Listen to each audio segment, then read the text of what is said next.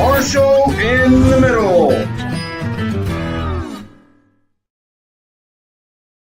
I'm here with the general. It's going to be Hey. exciting. It's going to be exciting. So let me do this thing, sir. Yeah. So, hey, this show is sponsored by Penny A. Cox, Esquire, for all your attorney needs. If the popo's chasing you, call Penny.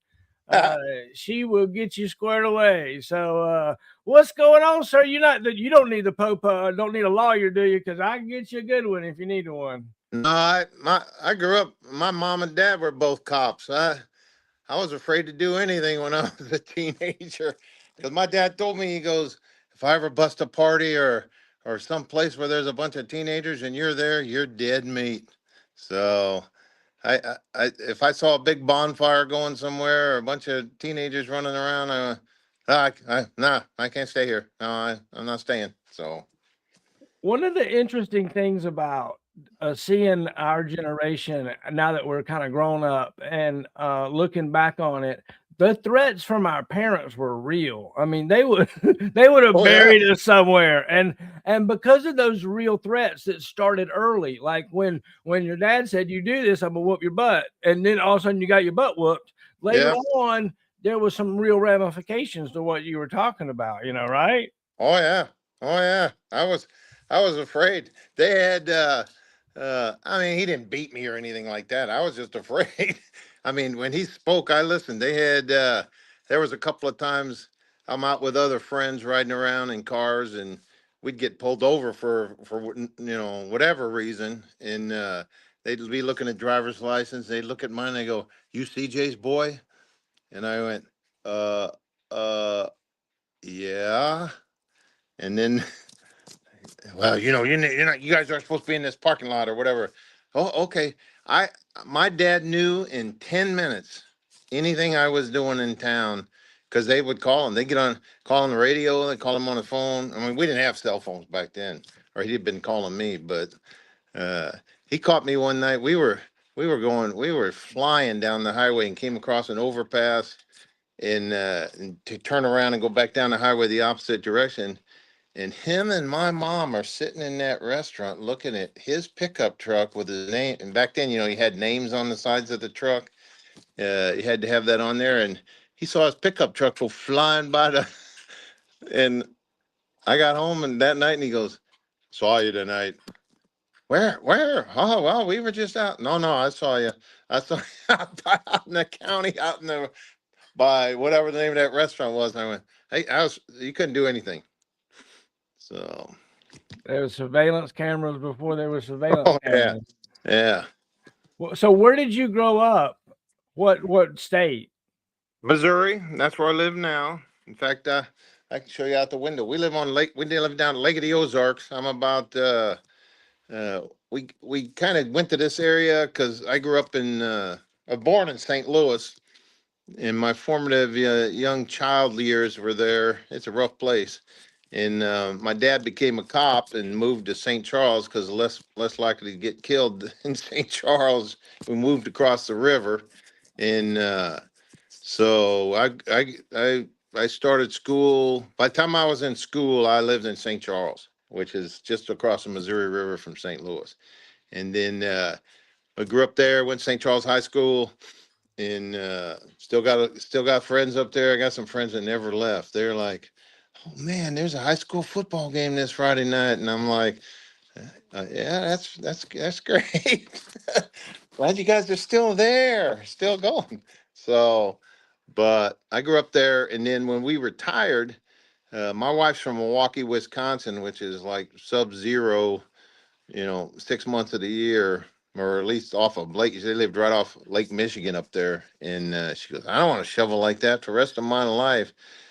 But we moved to Missouri, and you still got to shovel a little bit. But we figured all our kids. I got 4 daughters, and every one of them either were in the military or married to it. And so they were still all attached to that when we retired. And I said, "Hey, if we kind of centrally locate in the middle of the state, two of them, my oldest daughter and her husband are MPs, so Leonard Wood's right down the road. And so eventually they're going to fly back by here." So I said, "Hey, if we kind of centrally locate, we live on the lake, we get a boat and dock and a wave runner and some stuff. The grandkids will want to come visit us. And because my kids never wanted to visit my mom because she moved back to St. Louis after my dad died, and it was like, oh, you can't go out after dark. No, you can't even go outside. So, but we figured kids would come here and want to spend time with us. And actually, three of the girls moved here after we settled down. Three of the girls moved here, and two of them are still in this area. So the other ones, jobs took them, and one of our daughter and her husband works for the Navy. I don't know, Navy, and so the rest were all associated with the Army. So my wife is an Air Force vet. I better mention that. She's in there looking at me. She was an Air Force vet. I That's why never I never knew that. Y'all were such a strong team. I never knew she was prior service. she did 10 years, and she was a registered nurse in the Air Force. I met her at her first duty station. I was stationed in Alaska, and that's another story. I didn't start in air defense. I'll have to come back around to that. But uh, they sent me to a school down in Shepherd Air Force Base, Texas, and that's where I met her. And I was a second lieutenant. She was there because medical goes up so fast. She was there like 3 weeks, and then she was the first lieutenant. And I went, man, what's the deal? And then like first year she was in, she was a captain, and I went, I was still a lieutenant. So, uh, but we ended up working out. We couldn't get stationed together. We went through a lot of that. She was 6 months pregnant before we ever lived in the same house together. So, but they eventually the Air Force let her go because she was having kids and married, and so that's how we ended up finally getting together. But So tell me about little John. Were you a baseball player, a football player? Did you like gambling? Did you get in trouble a uh, lot? Tell me about that. never gambler. I grew up in kind of small town, and Little League baseball was big. I was a wrestler, and I'm still a wrestling coach here with the Pee Wee Wrestling Club here in town, Camdenton Wrestling Club. It's kindergarten through sixth grade wrestling. Well, actually, I think they go to age 14, so it's like 5 to age 14. One of my grandsons is aging out. He went to districts last weekend. Uh, Took second place at districts. He's headed to the state tournament this weekend, but it's his last round in the club. But he'll be wrestling in high school next year because they don't let them wrestle. If you're on a school wrestling team, they can't do the club at the same time. So there's just you got to work around all that. So when he ages out, he's my last wrestler in the line. So I probably will not be a coach again after this year. So, but I wrestled. Uh, I played baseball, football, uh, high school football. We had kind of a rough high school. We couldn't have Friday night football. We lost it halfway through high school for some bad stuff going on after games, and our football stadium always had four policemen, two each with a German Shepherd, circling the track during the games, and we ended up having Saturday afternoon football. We lost Friday night lights and never came back. I guess they got it back again, but we didn't have it when I was there. So What position did you play on the football team? I'm a defensive lineman, defensive tackle. I'm surprised I could still parachute after that. You take a beating, but I liked it. Yeah, yeah. Tell me about like going to the army. How did that work out? Did you go to West Point? Were you a Oh, no, no, no, ROTC no. or OCS? I Tell had me no about that. I had no desire to do West Point. They had two of my daughters went there, oldest and the youngest, and but I went to I kind of didn't really know what I wanted to do after high school. 'Cause I thought I wanted to go in the Army, and ROTC seemed the best route. I actually went to University of Missouri in Columbia.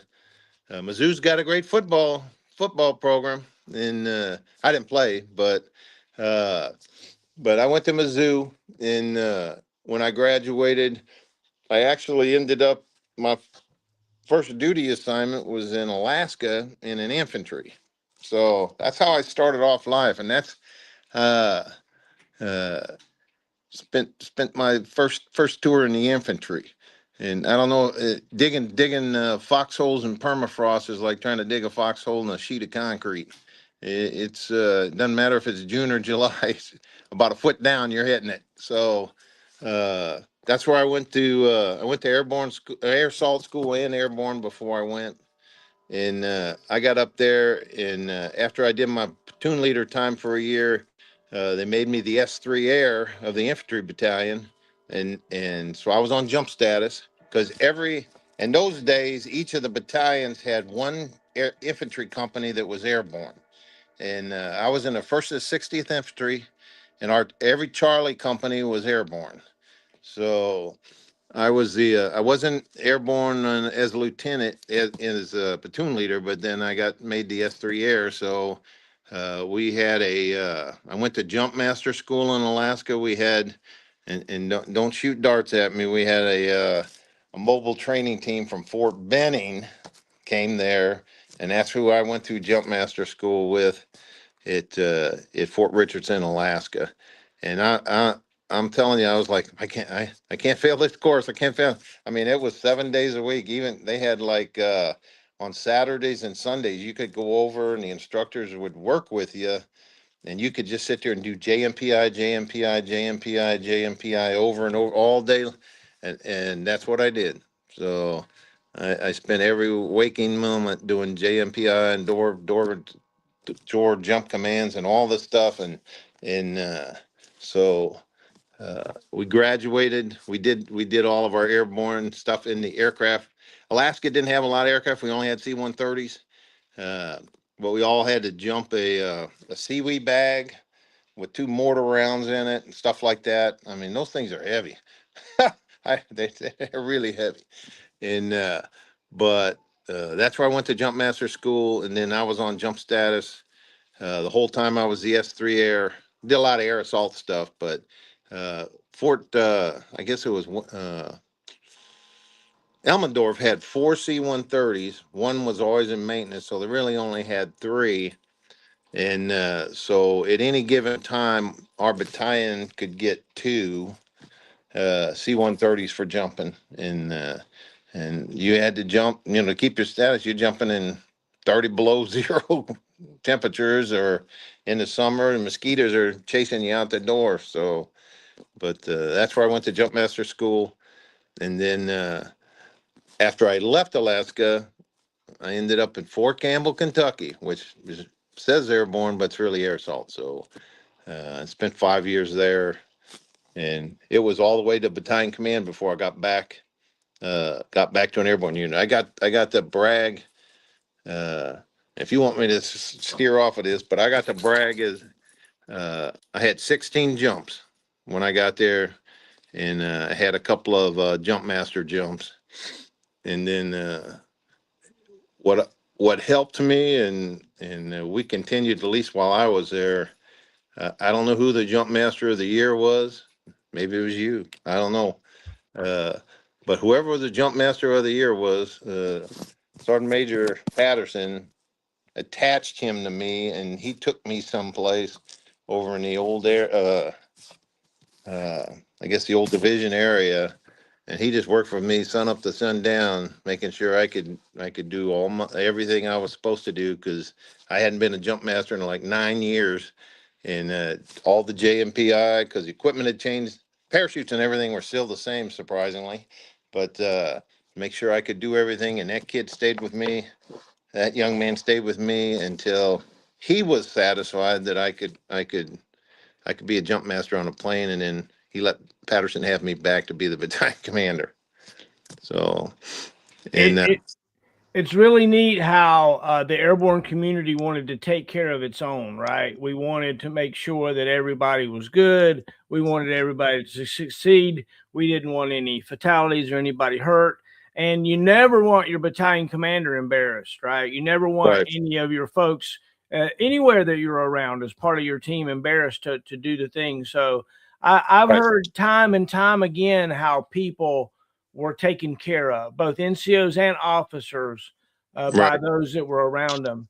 I say many times that in the 82nd, we grew our own NCOs. We were fed the best officers. The best were picked to show up there. But our NCO Corps, we grew them. Who were the NCOs that shaped you? Do you remember a few? Oh yeah, I got to go back all the way back to my first platoon sergeant when I was a platoon leader, and I'll go forward. He wasn't airborne. His name was Michael P. Quirk, and I have searched for him on Facebook, and he was older than me, and I'm 67 now, so I don't even know if he's still alive. He's not on Facebook. He's not anywhere, but he kind of did what that Jump Master of the Year did. He started me off. I got to Alaska, and you got to do through some stuff with the brigade. I was in the 172nd Light Infantry Brigade, and that's what it was when I was there. And but they had he took me out. He said, "Hey sir, you're coming with me. Don't worry about the platoon. You're coming with me." He put me in a Jeep and took me to the field. And he spent, because he knew I was a second lieutenant. He goes, "Sir, I don't want you to be like some of these other lieutenants in the battalion." He goes, "You're going to be a good lieutenant. I'm going to make you a good lieutenant." And he took me to the field, taught me how to stay alive in Alaska, winter, summer, taught me how to use all the equipment that we had, all the stuff that had been issued to me. He took me out with maps and a compass, and he said, "This is Fort Richardson." And he goes, "I don't know what you learned in school, but we're just going to go over it, and I want to make sure you can read a map. You can call in coordinates." He taught me how to use a radio. He taught me how to use the equipment in the Jeep I had. And we even set up a tent and how to hook up the Yukon stove.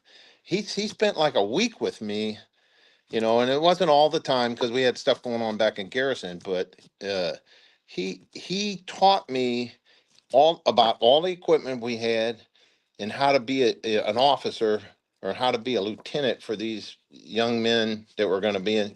I was in the infantry battalion; they were all men. Uh, how to be a lieutenant for them, and not do stupid stuff, and not look stupid. And so he was the first guy, Michael P. Quirk. If you're out there listening, I'm looking for you. Uh, he really took care of me. And then as I went along, I had a first sergeant when I was a battery commander at Campbell, and what's his name? It just slipped my mind because you talked to me about him. But he's a Vietnam vet. That first guy was a Vietnam vet. He was a good door gunner in a Huey in Vietnam. That was his job. He shooting at M60 out the door. My second NCO, first sergeant. I feel bad. I can't remember his name. I do know his name. It's just jumped out of my head. But he. Uh,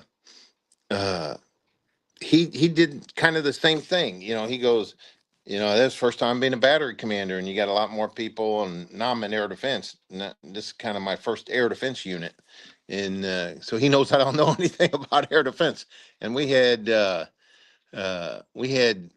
Stinger. I think we started with Red Eye, and then it went to Stinger, and we had the Vulcans. And man, the Vulcans I thought was just the greatest thing ever. We just had towed Vulcans because we're in 101st. We nothing SP. And same thing. He made sure that that I didn't look stupid. I mean, he took time. He took me aside. He didn't wait for me to do something stupid and then come back and correct me. He guided me, and I listened to him. And because Quirk, he guided me and said, "Hey, this is what I think you should be doing. It's your decision, but I think we should be doing this." And I listened to him, and we were very, very successful uh, when I was at the 101st. Same thing at Bragg.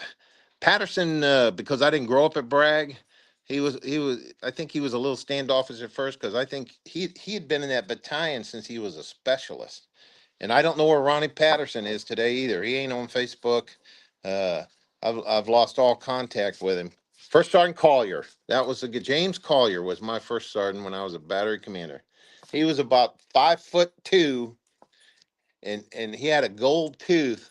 I'm going to tell you a story if I got a second here. He would sit there and come in here. Yeah, he'd suck on that gold tooth, and we had his office was the smoking area for the battery because you had to have a designated smoking area, and the platoon sergeants would all go in there and smoke.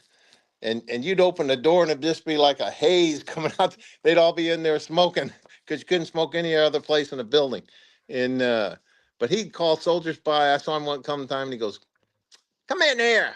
He guy just walking by his door. He goes, "Are you a member of the 101st Airborne Division Association?" No, Sergeant Major, I'm not. And he goes, "Well, I need a CQ tonight. You're the CQ." And he goes, he's got another guy standing there. He goes, "You're the CQ tonight, aren't you? Aren't you?" And he goes, "Yes, Sergeant Major. Yes, First Sergeant. I'm supposed to be the CQ." And he goes, "Aren't you a member of the 101st Airborne Division Association?" Yes, First Sergeant, I am. And he goes, "That's why you're off. See the benefits of membership." And he suck on that gold tooth.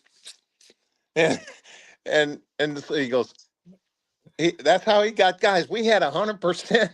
We had 100% in my battery because he was like, "There's benefits of membership," and he'd get those guys. But anyway, so I get there with Patterson. Patterson, 'cause I didn't grow up in the division. And I came there with 16 jumps, and I had my log. They were all up in Alaska, in or at airborne school and whatever else you had. You came out of airborne school with 5. So I got 11 more in Alaska because I was trying to jump all I could because we didn't jump. They tried to get out about once a month, but when you're working with 3 C-130s and then it might be 2 C-130s and then it might be 1 C-130, we didn't do any helicopter jumps in Alaska back then.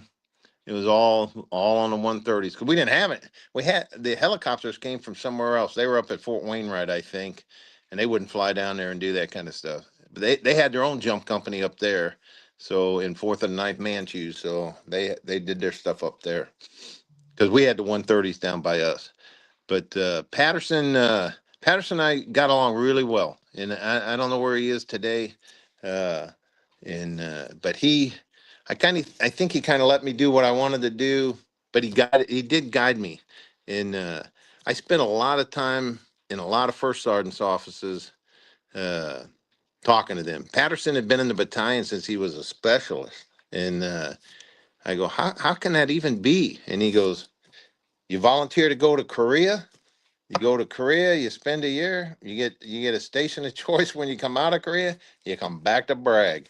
And I started talking to the first sergeants and they go, "Oh, I've never been stationed anywhere else but Bragg and Korea. Never been anywhere else when I left basic training." And uh, Stout came in close to the end of my he came in as one of the first sergeants. I think he was Alpha Battery first sergeant toward the end of my time as battalion commander. Uh, and I'm trying to think of some of the other guys, but I'd sit in their office, especially if we were going to go out. We'd do a large package week or something. And I'd go over and sit in the first sergeant's office and, uh, you know, talk to them, see what's going on, things like that. And I kind of let them run their own shows.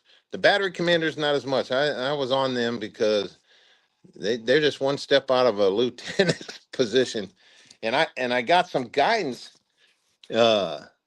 Patterson actually told me this. He goes, "Sir, the time difference between you as a battalion commander and a battery commander, they've been in the Army like 4 years, maybe 5 at the most. And you're hitting, you know, 15 years. I mean, there's like 10 years of difference in experience. They are going to do stupid. Some of them are going to do stupid stuff because they just don't know any better. And you don't know what unit they came from because none of those captains that I had came from Bragg. They came from all over the place. Uh, but the first sergeants, they lived their whole life there, and the wealth of experience and the knowledge they had, and the ability and willingness to tell you what they think was just amazing. And they were very willing to tell you what they think. So I greatly appreciated the time I spent there. And I left Bragg after battalion command, and I was back 2 years later at Bragg in 108th ADA Brigade. We weren't stationed there, but I was back in the Corps. And and I got to stay an extra year after battalion command. I was a division IG, and Larry Pruitt was the battalion commander then. And he'd have to go down there period. I basically tried to stay out of his battalion because it was his battalion, it wasn't mine. And I had to go down there once for something, and he didn't like it. So I kind of, okay. I just sent the NCOs over there, but they're all part of that DRB stuff we had to do every month on who was going on DRB and all the inspections with the IG shop. But I spent an extra year doing that. I went to the War College, and I spent a year in, I think it was Germany, and came right back as a brigade commander. So that was the greatest thing, coming back to 108th and at least associated with Bragg. My boss was the DCG of the 18th Airborne Corps, so I tried to spend as much time with him as I could. And we came in, I came into command probably June, and by September, 9/11 happened, and we were spinning up for combat operations. So I spent most of that 2 years either getting ready to go, going, or getting or winding down when we came back. So uh, that was a great experience. We had great people, great commanders, uh, great NCOs, just an outstanding organization. Now the Now, we're- Patriot makes me want to.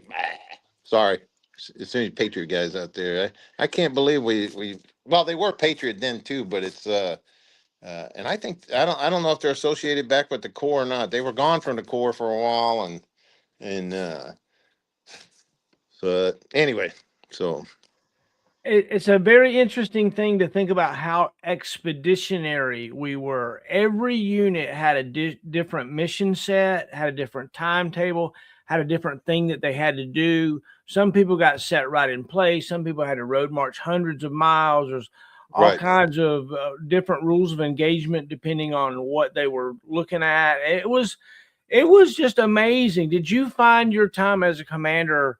Did you find out that you had to make a lot of decisions, or were you just kind of reacting to things most of the time? Well, for us, are you talking about battalion or brigade with Iraq? You choose. You choose. You tell me. I think battalion at Bragg, I'll hit them both. Battalion at Bragg, I kind of, because you're a separate battalion, uh, you kind of get to run your own show. And if you veer off the path somewhere, somebody's going to give you a knuckle sandwich with up higher. But we had good ADCs. Uh, I worked for I had General Swanwick was my boss, and uh, he called me up one day, probably about a year into it, and he goes, uh, all of your battery, I only senior rate like 6 captains, and 5 of them belong to you. And he goes, all the other separate battalions are under the S, which was Brigadier General at the time, Kip Ward. He goes, I think I want to move you under the S so that there's a larger pool of captains to help your guys.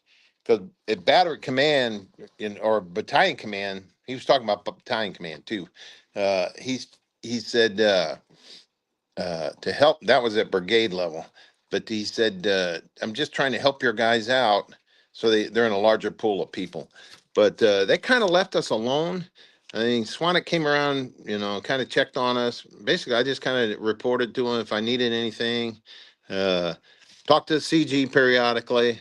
Uh, Dan K. McNeil came down to the battalion one morning because we had that dining facility at the time. It used to be the replacement. I think it was a replacement battalion, but somehow we ended up either using it or owning it for a while. And Dan K. McNeil, Major General McNeil, came down, and they said General McNeil's in a dining. He's in a dining facility. So I go running over there, and he goes, "Oh, I'm just checking around." He goes, "I just want." It was like 10 minutes before we closed. He goes, "I'm just looking. I just want some grits." And the mess sergeant's looking at me, and I'm like, Okay, sir. Well, yeah, he goes, I'm just gonna wander around and look at stuff. So I go, get that guy some grits, and he goes, sir, we don't have any more. We got no grits. There are no grits. And I go, that's all he wants is grits. I'm like seeing my life pass before my eyes, but uh, so I went and told him. I said, I'm sorry, sir. They're out of grits, and we're closing in 10 minutes. You want something else? He goes, no, I only wanted grits. And I went, "Ugh." Uh, but they kind of left us alone. I got involved more with them as the IG. General Petraeus was there then. He would call me on the phone and say, I'm going to pick you up in a van. We're going to look at some company somewhere. He picked me up like once a week and drove me around posted places to look at stuff. And he got me one time. He was in some arms room or something, and some armor is in there. He's got tattoos all over his arm, and he goes, "What do you got all those tattoos on?" He's kind of grilling this kid about his tattoos, and he goes, Colonel Seward and I don't have no tattoos." And I go, uh, uh, "Yes, sir. I have a couple of tattoos." And he looks at me. This is General Petraeus, and I go, "Yes, sir. I got a couple of tattoos." And he goes, "Whoa." So, but when we were in brigade, uh, Fort Bliss kind of put your fingers in your pie all the time. They were trying to get us to do stuff, and my answer was always, "Sir, I'm in 18th Airborne Corps. I'm just I'm a tenant here. I belong to 18th Airborne Corps." They tried to get us because we were doing like we had maroon berets in. The guy after me lost them, but I went down there and fought for that at Bragg, and I talked to the CG Corps Commander, and he goes, why do you guys want to be in berets? And I go, sir, we're one of two units not on Bragg. Every unit on Bragg gets to wear maroon berets in the Corps. I said, I have more guys on jump status than that aviation brigade that's on Bragg. They get to wear berets. And I'm at Fort Bliss, Texas with these guys with all these ball hats, and we're in 18th Airborne Corps. I want to bring in berets. And he goes, and the Sergeant Major, it was Sergeant Major England at the time, I think was the Corps Sergeant Major. He was like, and he didn't want to. And I got him to sign a piece of paper, a memo that we typed up that we could wear maroon berets. And I went back to Bray. Of course, I got a lot of legs in 108th Brigade at Fort Bliss, Texas, as you can imagine. But they were like, "Oh, those things are hot. Why do we got to wear those?" And ball hat, I got sun visor and it keeps the sun out of here. Why do we got to wear these berets? You're wearing a beret. But they Bliss tried to get us to do like we had when we did parades. I had everybody in berets and their LBE. That's what you wear at Bragg. And they're like, "Oh, you have to wear the full and you have to wear a helmet." And I go, no, sir, that's not the uniform. We're an 18th Airborne Corps, and the parade uniform is a maroon beret and LBE, load bearing equipment. But they let me do it. I just kept saying, sir, we're an 18th Airborne Corps, and my boss. But so we went to Iraq. In I found out General Bromberg came to visit me. He was 32nd AA MDC commander, and came down town to my office and said, "Hey, this stuff's we're speeding up for Iraq and stuff, and we're going to have a big conference over in Doha, lay out the air defense plan for the whole operation." And he goes, uh, uh, "I'm thinking we're attaching you to the First Marine Expeditionary Force out of Camp Pendleton." And they don't have Patriot. They're going to be one of the main maneuver units, and they had LAD, which was basically uh, they had Avenger vehicles in their LAD battalion, second LAD battalion, light air defense, light air artillery or something. I'm not sure what the LAD. It was LAAD, but uh, they had a battalion of Avengers. So he said, you need to go to Camp Pendleton. They're having a planning conference next week. So I went there, met the CG, and he was a winner. He's from St. Louis. That really worked out for me, but in the we got attached to assigned to the first or third Marine Air Wing. We were in this first MEF, third Marine Air Wing, and Major General Amos was my boss. He ended up being after Conway, who was the CG of the MEF. After the war was over, or his part of the war was over, he became the commandant of the Marine Corps. Then Amos was the next commandant of the Marine Corps. So I worked for both of those guys. But we went to the planning conference, and they said this is we're already starting to move. They were moving before Christmas, and so we started doing all the stuff at Bliss and getting our stuff up and moving, and we started moving out, and we were in theater by February. We went to the planning conference was before Christmas, and then I think by February we had most of our stuff there, and of course the war started in March. Uh, but the MEF really treated us well. General Conway, because they don't know anything about air defense, or not really, and he would say, "Hey, just brief your stuff to the three." Uh, every once I'd have to come to him periodic and say, "Hey, sir, you got to decide this or that," and he, what do you think? He would do whatever I told him, asked him, and because I'm only a colonel, he's a 3-star general. And the three was like, he was a little, he asked a lot more questions, and I'm sure he'd probably back briefing him, but he was, uh, okay, well, this, and it got to the point when we were maneuvering the whole time we moved in Iraq, the Marines, I got called by the 2nd Lad Battalion commander, and he goes, "Sir, they're going to leave us in Kuwait. Can you help me? My guys aren't going to get going to Iraq." Because they're like, "We don't need Avengers, we don't need that." So I talked to Conway and I said, "Hey, can I have that battalion?" He goes, "Oh, sure. We were just going to leave them in Kuwait. We were going to leave them in Kuwait." They became our security on every convoy. I had 4 Avengers with me every time I moved around the battlefield. With and they had their stingers and stuff that they never used, but they had that 50 cal. And we got hit with snipers a couple of times, and they opened up with that thing, and then the snipers weren't shooting at us anymore. But uh, those Marines, every time we moved, uh, we had stuff. We had the Avengers with us, but we had a gunship with us, front and back, and they were still flying Cobras. They were flying Cobra gunships. They weren't flying Apaches, and they would fly out in front of us. And if there was anything that looked like something was going to stop that battery moving, or or cause us a problem, they just fired it up. They had those little 2.75 rockets and the guns, the Gatling guns, and they would just eat everything alive in front of us. And they would have engineers get there ahead of us, dig in the positions for the Patriot launchers and things and the radar. We just move into a prepared position until we moved again. And as long as they knew where we were going and when we were supposed to start moving, they did the prep. They'd send the engineers, they prep. They'd send the gunships with us. We had the Avengers with us, and I I, I tell you, we were in combat for quite a period of time, and not one casualty did we have. Not one. Uh, we had guys get hurt from falling off a truck or doing something stupid, but uh, nobody.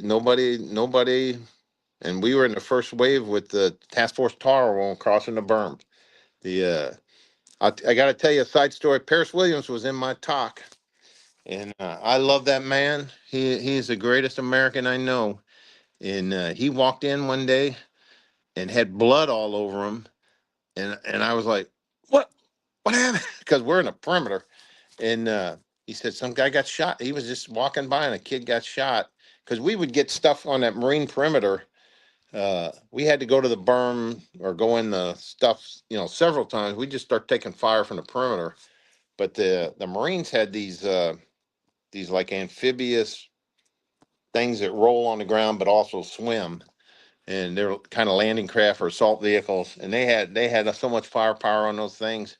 they would just eating up the desert.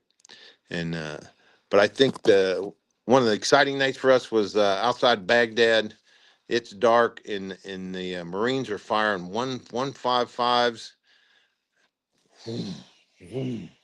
You could just it was just a glow in Baghdad from all these rounds, and it went on for like an hour, just nonstop firing from 155s.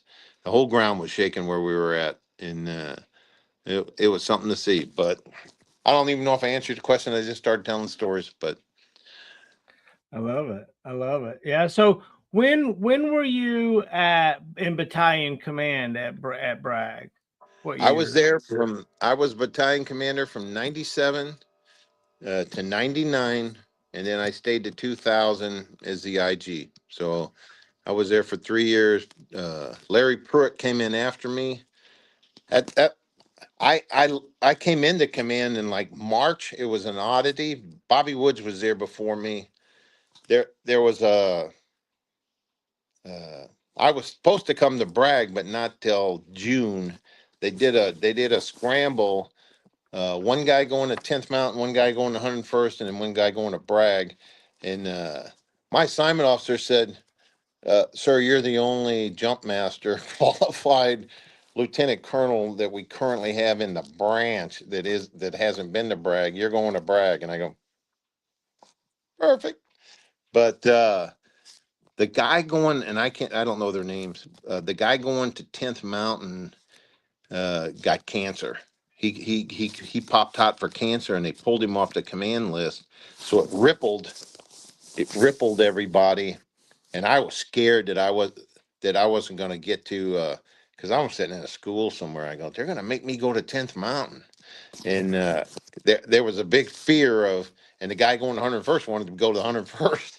I wanted to go to the 82nd, and I think they pulled the guy off the alternate list or something, but it kind of rippled everybody, and I ended up taking command in like March of '97. So I came in early. And then I got to stay to June of '99. So I actually got an extra 3 months of battalion command. I was like 27 months. So they got everything lined back up. But there was a fear there for a while because they said, hey, the 10th Mountain guy is uh, that was going to 10th Mountain can't go there. He's got cancer. And so we're looking, just stand by. I was sweating for a few days, still going to Bragg. But so anyway, So, you're the perfect guy to ask this question to, actually, because I have a theory. Um, I have a theory that airborne soldiers are a cut above non-airborne soldiers. But I also think that sometimes just putting an emblem on somebody and adopting them into the airborne community, either with a tab or with a beret, like you talked about, just doing that upped their performance. Did you notice that being associated with airborne really upped someone's performance? Did you notice that? absolutely. Bragg has I'll tell you, Fort Bragg has the finest soldiers. They can do anything. They're just airborne, and they march off and do it. You're always going to have 1% of the. There's 1% of every unit. There's a knucklehead in it, but when we put those berets on those soldiers at Bliss, there was like jealousy across the whole post because our soldiers are all walking around in maroon berets, and well, and they just walked a little high, little strong, higher, little straighter. Uh, PT got better. I actually took my staff. We ate the bill. I talked to the Corps about this. I took my battalion commanders, my battalion sergeant majors when I was a brigade commander, and in the primary staff and NCOs. We went to Bragg because we came from Bliss. We flew out there, but there was a conference or something. So, and I took them out on our dens for PT, uh, and we ran down our dens. We did it every morning we were there, and it was like a class. I go, what what's different about this street than down at Fort Bliss where you're running now? What do you see that's different? And some of them were completely perplexed by that. And I'm like, do you see anybody not in a formation running? No, sir. No. Do you see anybody walking on our dens, which is a death blow from every NCO that sees you? No, no, sir. I don't see anybody walking. That's the difference in this place in Fort Bliss, Texas. This is what you have to instill in your soldiers. We put them in a Maroon Beret, but now you got to raise the standard to them. They're associated with this. Nobody walks on our dens. There's no. I said if somebody's in a cast, because I broke my leg on a jump. I had like four trips to the hospital when I was a battalion commander for different things, mostly sort of minor. But they had. Uh, I said if your leg's in a cast, you're figuring out how you can do PT anyway.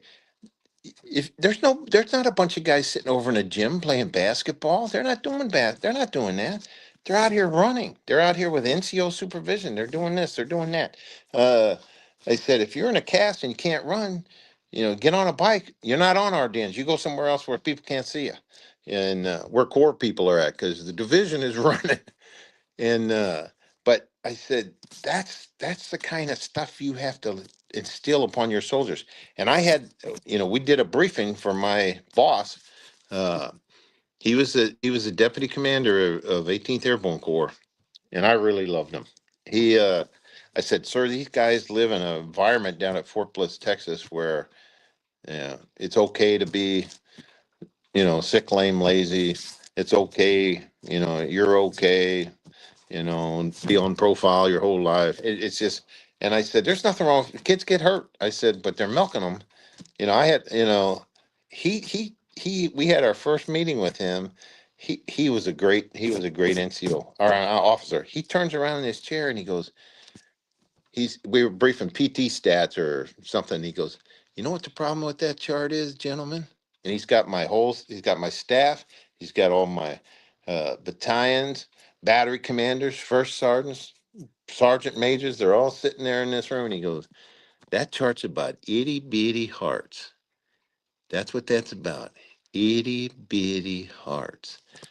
And they're all like big old eyes looking at him because he's their senior raider or and they're like, oh, oh.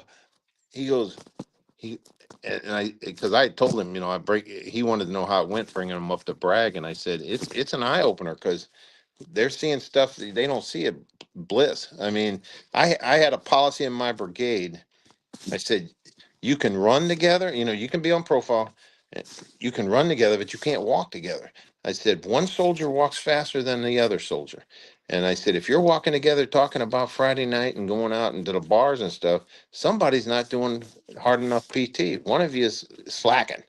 You can't walk together. And we'd run around. I had Sergeant Major Rowland for a while. We'd run around looking for people like that. We had some great stuff with Sergeant Major Rowland. He was phenomenal. But we'd find these guys and just route them out. We had probably once a quarter. I took the staff officers and gave them a little memorandum notebook with a pen. And I said, all right, this is what you're doing for PT. You're going to run around. You're going to walk through every hallway of every building, walk to you're going to go everywhere and write down the name of every soldier that ain't doing PT. Go through the parking lots. They found kids sleeping in their cars, and stuff. It's just a different mentality. And we put them in berets, though, and we didn't get 100% of them because some of them you just can't. There's weakness everywhere, but they but it changed their their perspective. We had an airborne tab above the 108th patch at that time. I don't know if it was ever authorized. But I think somebody before me did it, and but we did it, and we put them in berets, and there was a change of attitude of just being part of something different at Fort Bliss because everybody else was just the same. You know, they went to the field at Tobin Wells. Somebody from Bliss is going to call me and stick a sharp stick in my eye. That ain't going to the field. You know, Tobin Wells in a concrete hard stand, you know, wearing the Gilligan floppy hats. I'm really going to get in trouble here. Somebody from Bliss is listening to me, but those Gilligan floppy hats and eating in a dining facility and sleeping in a bunk in a building, that's not being in the field. So I will tell you the coming out of Iraq, we are 108th, and it wasn't me. It was people I had working for me. 108th came out of that, you know, without a scratch. I mean, we accomplished everything we went to do. Nobody was injured. Nobody, you know, again, guys doing stupid stuff, fall off a truck or something, got hurt, but no combat injuries, no nothing. And they sent a team from Fort Bliss to interview us, our leaders, and said, how could that be? You know, because everybody else had something happen to them, like 507th Maintenance Company, which was terrible. They had these other things. They said, how could that be? And I go, we got good leaders, and I think the whole thing around it is we did our exercise program at Fort Bragg. We came out there and did exercises. We came out there and did CPXs. We brought our stuff to the field out there, and they would fly. You know, they'd fly you out there. We had combat operations. We were out in the field with the Corps TOC. They weren't doing that stuff with these other brigades. You know, they're sitting at Tobin Wells. And I said, I think our brigade did well because we're an 18th Airborne Corps, and we do stuff with them at Fort Bragg. We go to their exercises, we participate in their programs, and it's just a different mentality. And so, and I got great leaders. So uh, that's how I think it happened. So Tell me about getting selected to become a general. That's, look, for me as a soldier, watching you guys get selected and promoted. There's a lot of pomp and circumstance that goes along with generals. But dude, you were loved. We all loved you. You were great. It's neat to see one of our beloved go up and make great ranks. What was it like for you? it was uh we did really well in Iraq. General Vane came to see me, and he's not from my world. He's a 40-pound brain rocket scientist, and but he commanded a SHORAD battalion, which most of those guys were all HIMAD guys, Hawk, you know, Patriot, Nike, Herc. He had been a SHORAD battalion commander. He commanded, I'm not sure what the battalion was, but he was there with, I'm sure they had Red Eye, and I think it was a mech battalion, you know, but they had like Chaparral, they had Hawk, not Hawk, but Chaparral, and the Avenger gun the Gatling gun on a Vulcan. Vulcan on a track. But, you know, he talked to me when I got back, and I found out later, and it just worked. It worked for me. The president of my board was Dan K. McNeil, my division commander in the 80s, from the 82nd. He was a 3-star. Uh, uh, three of the senior board were all brigade commanders from Bragg. Uh, and and I'm looking at the board membership, and I'm going, because when I did get selected, Vane's the one that told me. Uh, he said, I can't tell you how you know what happened on the board. He goes, but I can tell you that we're standing up a new double AMDC in Hawaii, 94th double AMDC, and we're looking at you to be the commander. He goes, but I can't tell you how you did on the board. I went, oh, that's kind of how he silently told me. But I found out later from uh, I was at a AUSA later on, and one of those guys came up to me, and in fact, he was the guy who was the Secretary of Defense under Biden. Austin. Lloyd Austin walks up to me, and he goes, "Hey." He was still in the Army then. I think he was a 3-star, and he goes, well, that star looks pretty good on you. And he goes, I was there. He, he goes, I was there when that happened. And I looked back, I went back and looked at the board membership, and they were all guys from Bragg. I mean, three of the brigade commanders that were there when I was there that we supported with batteries. And Dan K. McNeil was the president of the board. And I had heard, uh, and a lot of it's luck. I'll be honest. There's a lot of good guys that don't make it, but I heard a general come back. I won't say his name because I'm probably in trouble with Bliss already. But he came back from a board and he goes, I just sat through that general's board, and he goes, the only person on the board that knows these air defense guys, they've changed how they do business. This has changed greatly in the last 15 years. He goes, but the only people on that board that know the air defense guy is the air defense guy. And so we're doing a disservice to our branch and our people.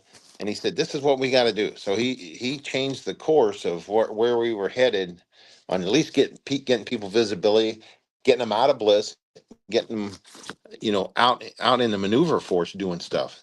And because that's where your money's at. I don't know how it is anymore. I've been out for 12 years, 13 years, but the maneuver force was your ticket forward in those days. And I never served a day in the Pentagon.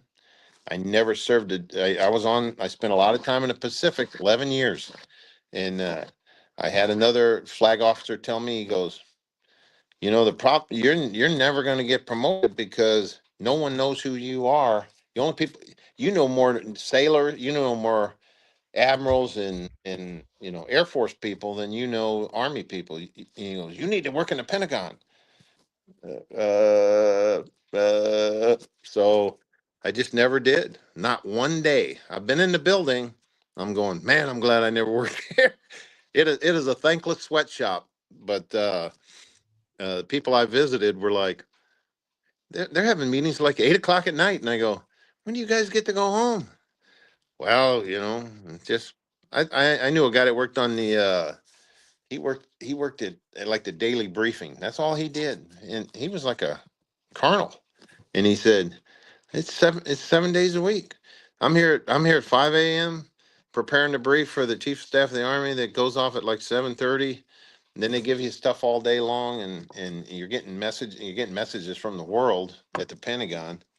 And he goes, and then you're preparing the nightly briefing, and you get out of here like 7:30, 8 o'clock at night, and you're back here at 5 a.m. And he goes, 7 days a week. This is what I do. And I go, oh man, I'm glad I never worked there. Uh, but you know, it is what it is. I had a great career. I spent most of my time in some dirty boot assignment, eating dirt and shooting weapons.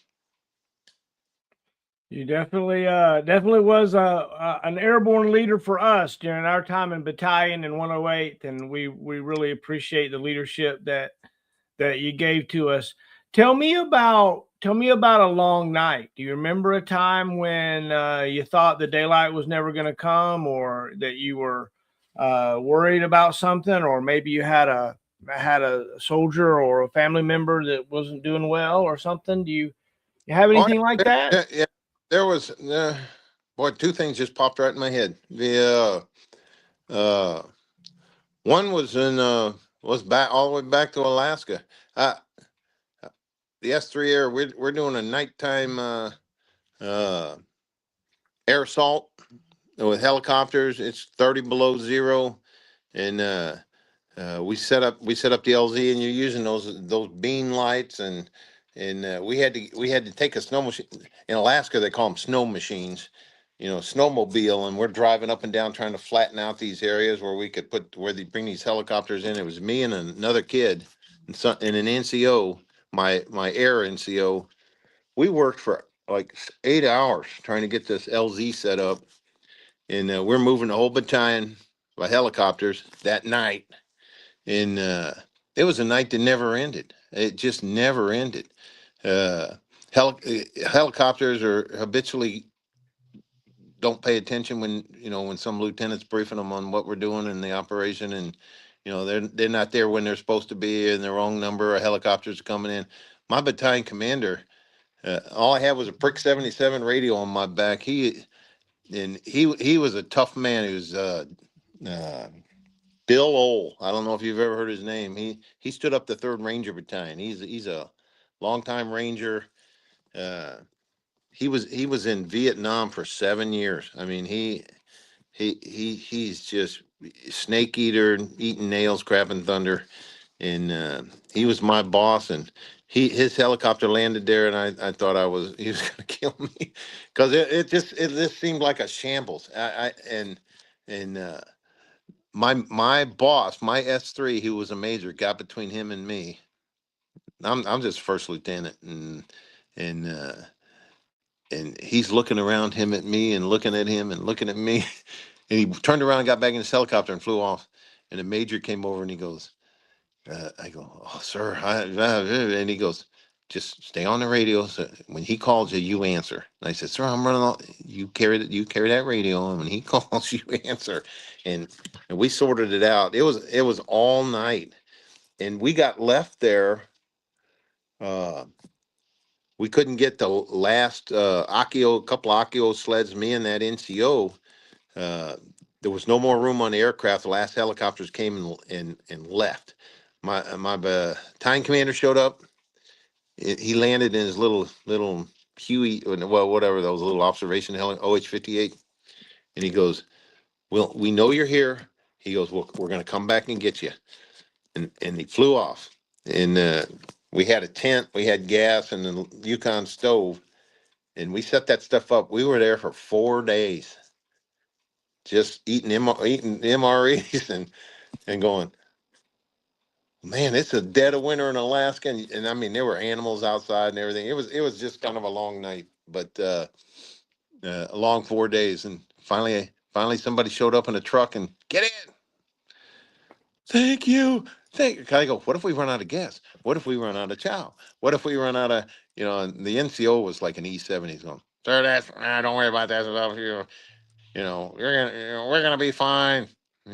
He was my calming, because I'm like, if we run out of gas, we're gonna freeze. We're gonna run. So, but we had a kid when I was in Iraq. Uh, his baby toddler died, and I had to tell him, and he it was terrible, and we got all this messages through there. And I went to find him. It took me a couple hours to find him. He was out at one of the battery locations, and uh, I sat him down, told him, and I said, "We're going to fly you back. We're flying you back to Fort Bliss." And he was just like, it was just shock. I mean, he was just sitting there staring off into space. And I think the kid was like 2, and there was some accident in the home. I don't know what, I can't remember the details of it, but I'm the one that had to tell him. And uh, I said, "Hey, get your gear together." I came with the sergeant major. I said, we're gonna take you back, and we'll get you out of theater here. And we never saw you again. I don't know what happened after he got back to Bliss. He never showed back up. But uh, that was pretty hard to tell that kid. Oh, His, yeah. his little one was gone, and uh, I never had to. You know, other than that, we had a kid that father died, and we sent him back. We had one. Some congressman had a hissy fit about people that weren't 18 in the combat theater, and so we did a scrub. We had one soldier in 108th Brigade that wasn't 18 years old. He was 17. Had to find him, and we had to get him back to Kuwait, and he had to sit there till he turned 18, and then we brought him back forward. But the genius of the NCOs, because when we were, I'm sorry, I'm just going to keep telling stories until you tell me to stop talking. The When we got attached to the Marines and we're up in Iraq, their supply system, all their stuff is different than the Army's. which is probably a flaw in the governmental logistics system. But they used something different than we did. And so we couldn't order parts, we couldn't order anything through them. And some NCOs, just genius guys, figured out a workaround. And they figured out, we did all that, and they got some help from some warrant officers to make it reality. But these NCOs told me about this, and I'm like, is that gonna work? Sir, it's gonna work. It's gonna work. And the chief told me, he goes, sir, I think it's gonna work. These guys are like rock. I made sure they got MSMs, and 32nd double AMC tried to tell me no because they were E5s. Well, we're not getting, the sergeant major goes, we're not giving an MSM to an E5. And I go, oh yes we are. Oh yes we are. I'm going to the general. We're gonna get these guys. I got them. I got 2 E5s, an MSM, both of them. And they came up with this idea because the Marines were flying a C-130 every day with mail and crap. They were flying it up to them. So we had a guy still in Kuwait, some logistics dude would get on that bird every day that was coming to where we were at, and they had all of our stuff done on a disk, computer disk of some sort. I'm not a computer guy, so but they'd pass that thing off to this guy. He'd fly it back to Kuwait. Well, they'd run it through our systems. They get the supplies and whatever the pieces or parts for stuff we needed in theater. The Marines would load it in that C-130, and the next day or whenever we got them, we'd fly them back up and we'd have a truck sitting there waiting, or whatever battery needed this or that. They'd show up, and they automated this system, and it was all like courier to make these, because we couldn't get the stuff through the Marines. Stuff like chow and ammo, it's armies, and some of our vehicles are different. They're flying around in Cobras. Uh, some of the vehicles are the same, Hummers and things like that, but Patriot specific stuff, we couldn't get it. We could not get anything. And these guys figured out a workaround and made it happen. And so I don't remember who the 32nd Sergeant Major was. Oh yeah, I remember his face now. I can't remember his name, but he was like, "We are not giving MSMs to E5s. They can't have an MSM." And I go, "Sir, this E5." I had another one, a female, RS1, Brigade S1, a major, didn't get to theater for something happened. It took him 6 weeks to get there. This E5 female was running our freaking entire Brigade S1 shop by herself. Personnel replacements, doing all this stuff. Sorry. And I go, she's running this whole operation that normal a major does. She's an E5, and I got her an MSM too. So, but it was just fighting. Some of the just, oh, they can't do that. Oh, you can't do this. You can't do that. There are some smart people in the Army that can figure something out where it can be done legally. Oh, So, for sure. For sure. For sure. What was it like to be a leader? Did you find it easy to lead, or was that something that you struggled with? um, I probably as a lieutenant, other than Sergeant Quirk steering me right. Uh, I probably didn't come in the Army as a great leader. I did ROTC. I just, now I was in infantry. They're not. Well, I'll get in more trouble. They're not the sharpest sticks in the pile. So I shouldn't say that, but there's some good people out there. But it's they just hump rocks, and they're tough people. I mean, they are some tough young men. And I had that Bill O in when I was at S3 Air, because and you heard stories about him, and he was our commander for 18 months, and he went to Fort Benning to stand up the 3rd Ranger Battalion. The stuff he did for us as officers stuck in my head the rest of my life. He goes, he had a thing, he called it the Omega Platoon, the officer platoon. And we did every mission, every infantry mission that any of those companies or platoons would have to do, any platoon would have to do. He was our platoon leader.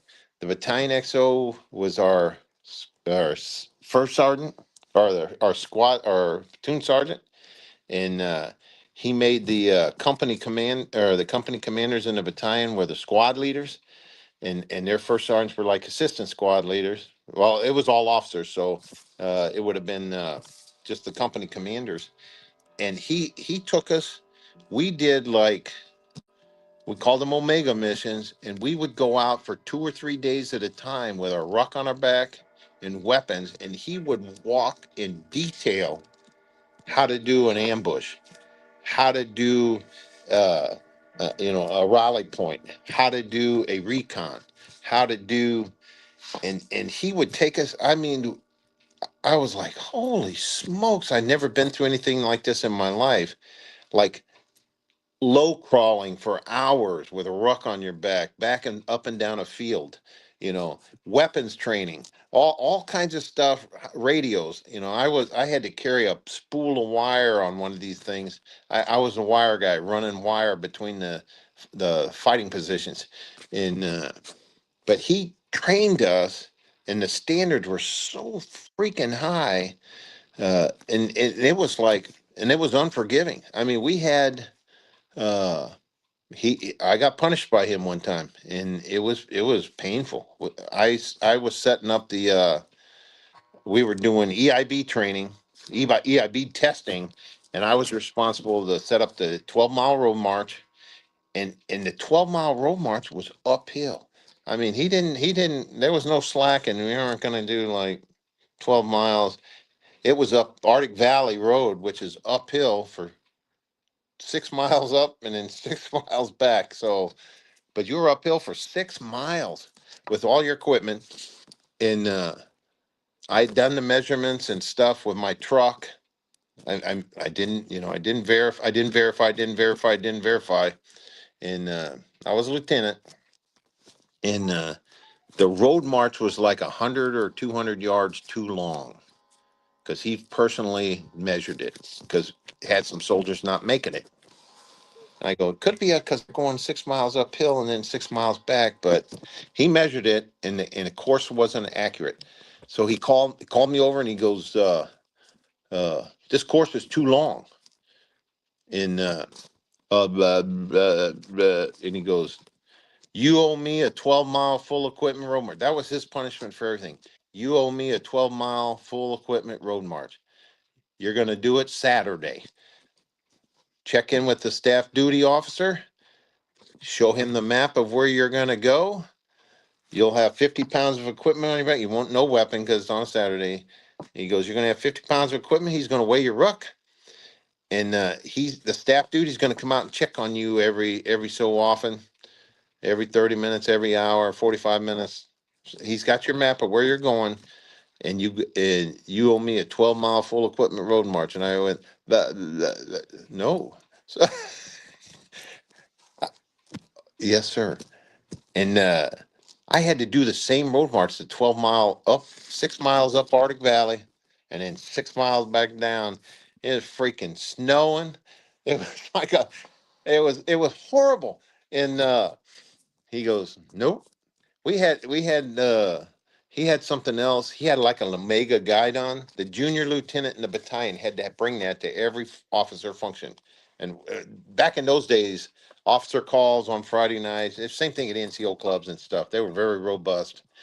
And this kid took leave or something, and didn't have somebody else bring that guide on to the thing. He got back and he goes, you owe me a 12-mile full equipment road march. It was always the same punishment. Show up on staff duty on Saturday morning with your map and execute. He was like, but he goes, and he came to see me because because I've been the last guy punished, and I go, "Oh, you're gonna do it, buddy. It ain't fun."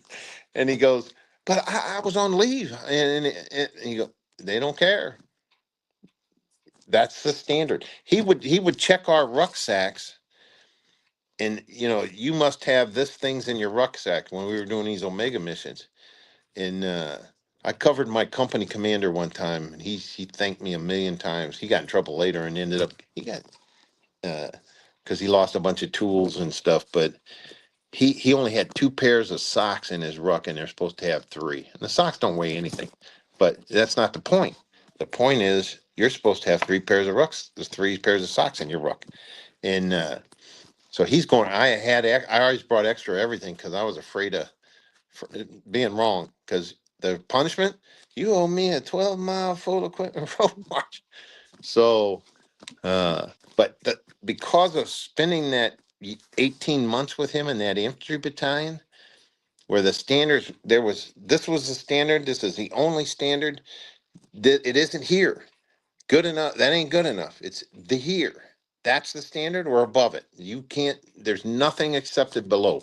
Or you owe me a 12-mile full equipment road march.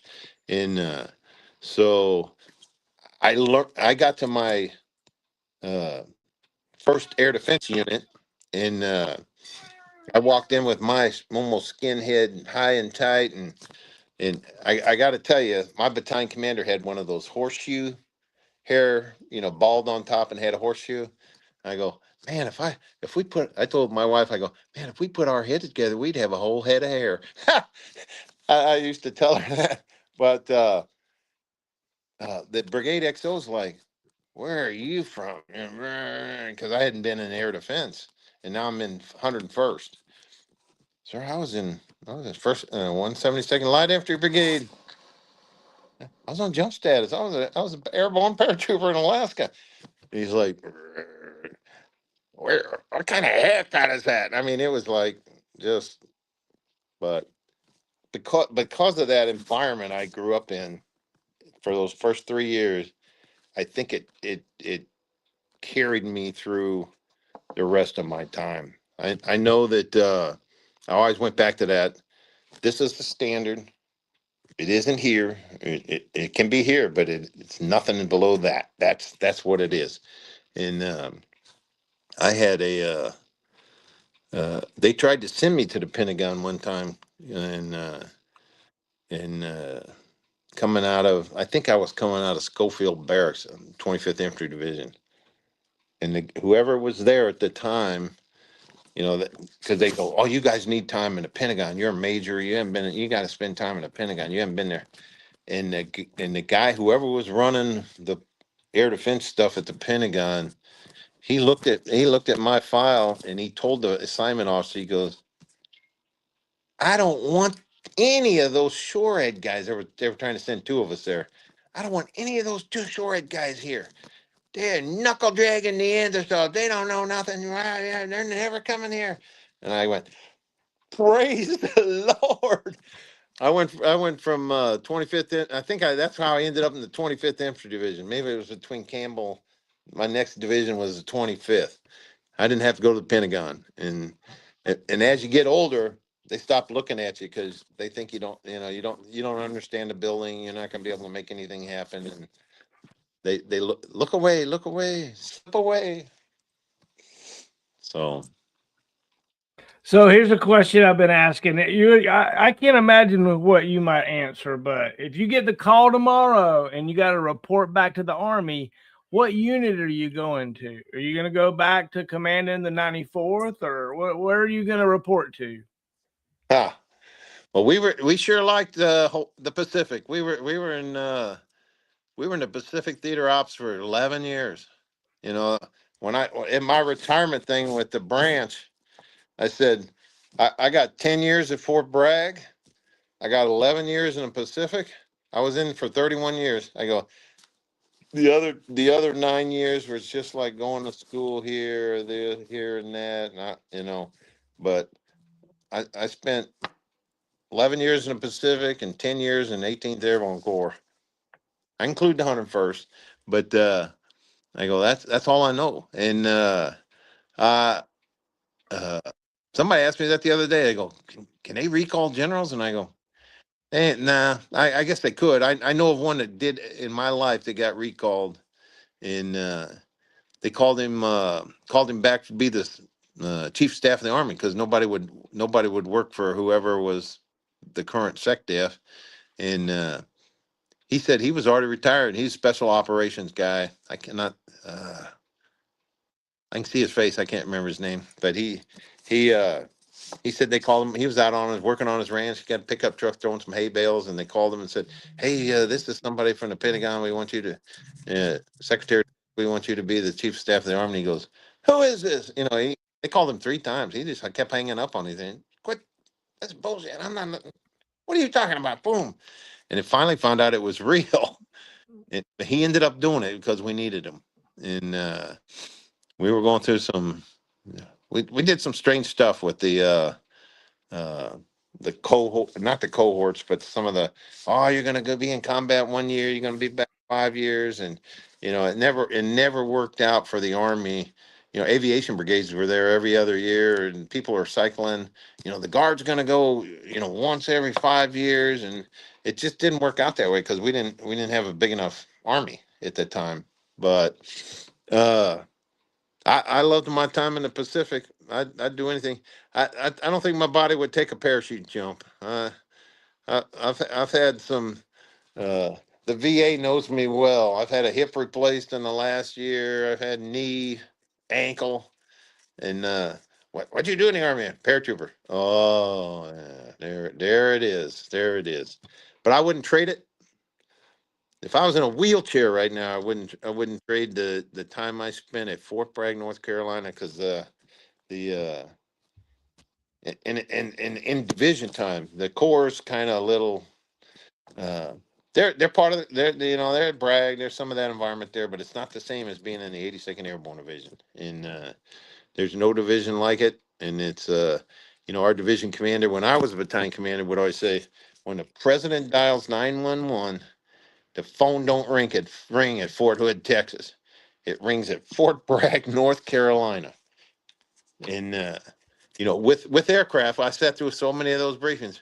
With enough aircraft, you can put the entire division on the ground in 29 hours with aircraft. Now, of course, we don't have those aircraft, that many aircraft, but uh, I'd love to go back to Bragg. I I'd be a civilian at Bragg. I got offered a couple of civilian jobs coming out of the Army, which would have been perfect for me. They're just where they were at.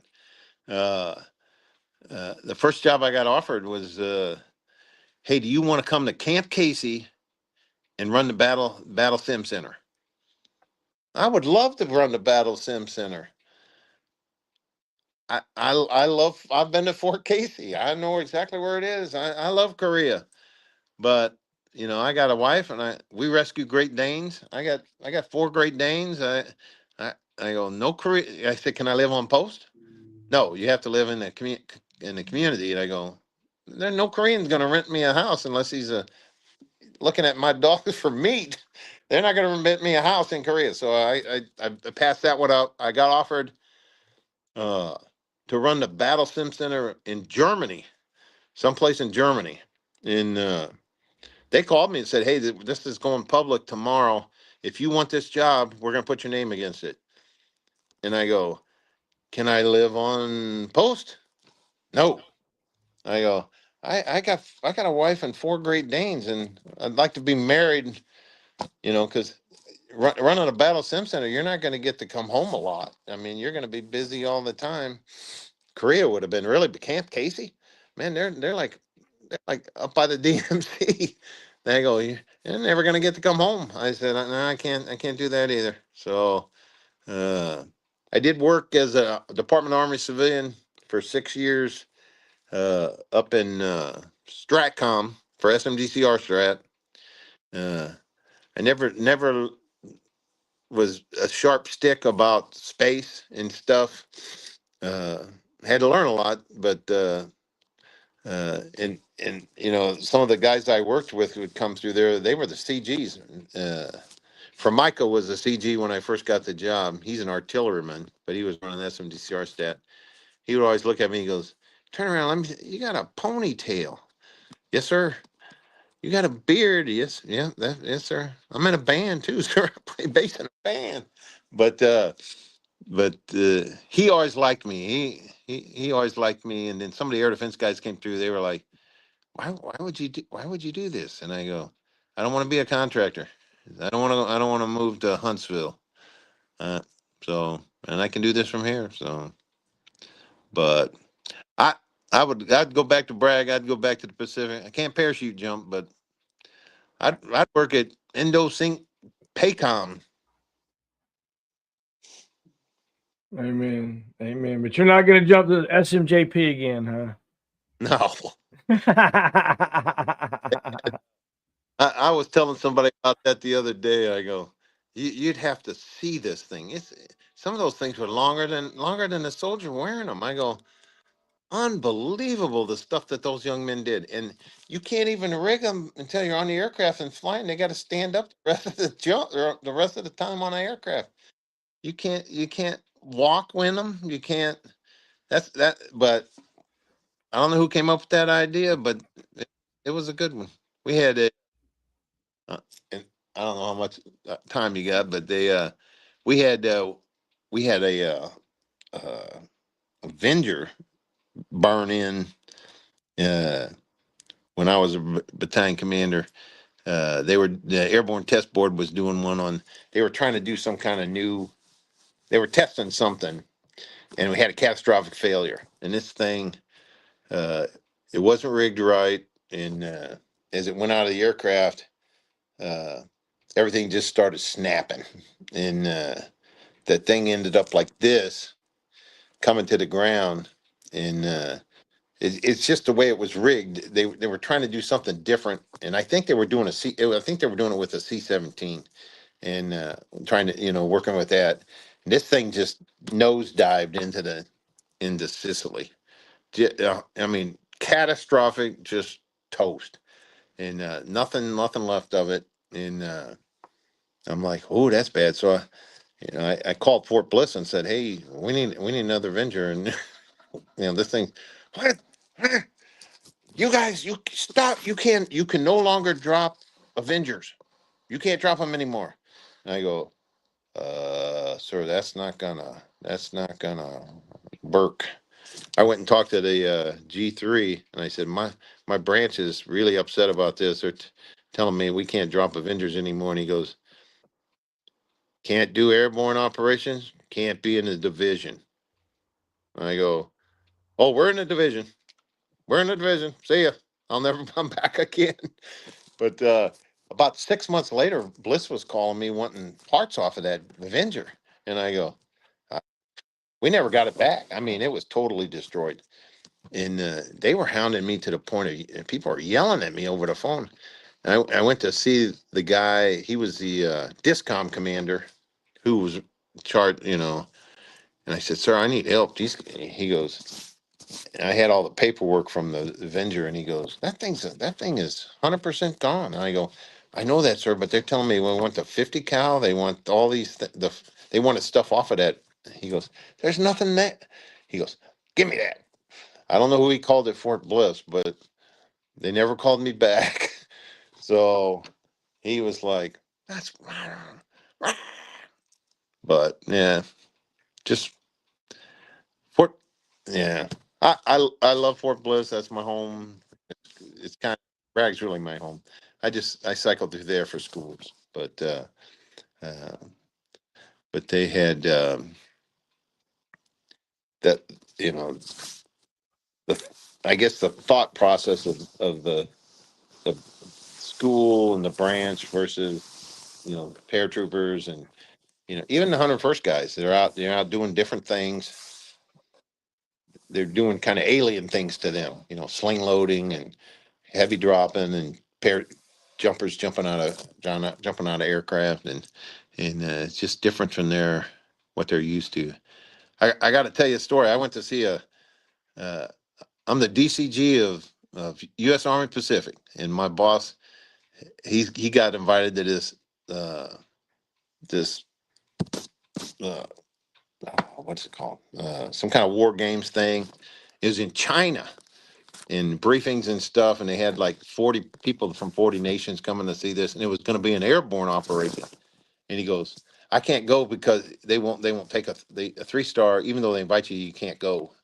The U.S. won't send you. So he goes, I can send you. Do you want to go see this airborne operation? I go, sure, sir. I'll go watch a Chinese airborne operation. And we got out there, and they did all kinds of stuff. But we're standing out there, and they do it completely different than us. And they put the paratroopers out first, and then they drop heavy drops on them. And we're at the back. I'm at the briefing going, oh, we don't do it that way. You know, we put the heavy equipment because soldiers could get hit. You know, it's in the dark. It's not, and they go, oh no, someone could steal the equipment. And I go, not if you're coming right behind it. Anyway, but I watched these. It was really windy that day, and the paratroopers came first. They put these kids out of the aircraft, and they just went. And there was the too high winds. They were doing the show because there's 40 countries down there watching them. These paratroopers, they just went off into oblivion. They went over in like this mountain range area. I go, oh man, those kids are going to be damaged. None of them even landed on the drop zone. And then tight formations, any of the things that we do, there's like one aircraft at a time drops. He flies away. The next aircraft comes, drops. And they dropped their heavy equipment, which did hit the drop zone, because I think they adjusted when they saw the paratroopers fly away to the mountains. And I go, man, I would hate to be any of those kids. And there's no way that those soldiers are ever going to touch this equipment. It just landed on the drop zone. So we watched it hit the drop zone. They put us in trucks and took us right over to like a area like they used to do for capstone class and stuff. The Geartex over on Sicily with all the static displays and stuff. We get over there and they got this equipment sitting there, and these paratrooper guys are standing there. They're not dirty at all. They're standing there with this equipment. It's got no dirt on it, and they had these Chinese reporters are standing there with me and going, look at these soldiers. Look. Yeah.